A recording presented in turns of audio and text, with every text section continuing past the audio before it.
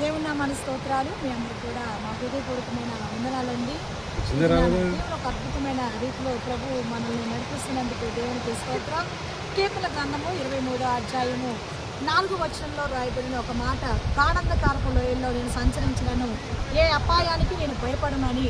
ఆ వాక్య భాగాన్ని బట్టి గాఢాంధకారం అనేది మనందరి జీవితాల్లో, మానవ జీవితాల్లో దేవుని కష్టసుఖాలను గతపరిచిన రీతిగా గాఢాంధకారం అనేది మనకి దారి తెలియని పరిస్థితి, ఎటు వెళ్తున్నామో తెలియదు, ఎక్కడికి వెళ్తున్నామో తెలియదు, గమ్యమేంటో తెలియని పరిస్థితుల్లో ఎన్నో పరిస్థితుల్లో మనకి గాఢాంధకారాలు అనేవి జరుగుతూ ఉంటాయి.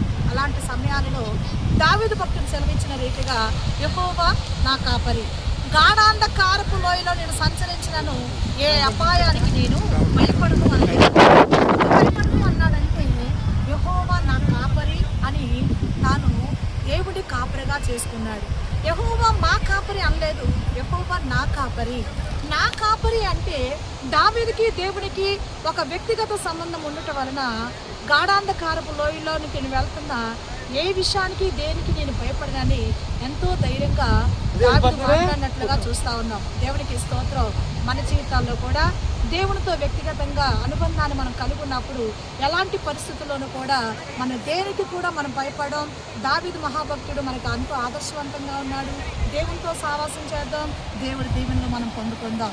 ఈ యొక్క మరి ఊటీ ప్రాంతంలో ఈ రీతిగా ప్రభు నామాన్ని మహిమపరచడానికి ఇటు అవకాశాన్ని ప్రభు అనుగ్రహించినందుకు దేవుడి నామానికి మహిమ కలుగునుగాక. మీ అందరూ కూడా మా వందనాలు చెల్లిస్తున్నాం. Thank you. Praise lord.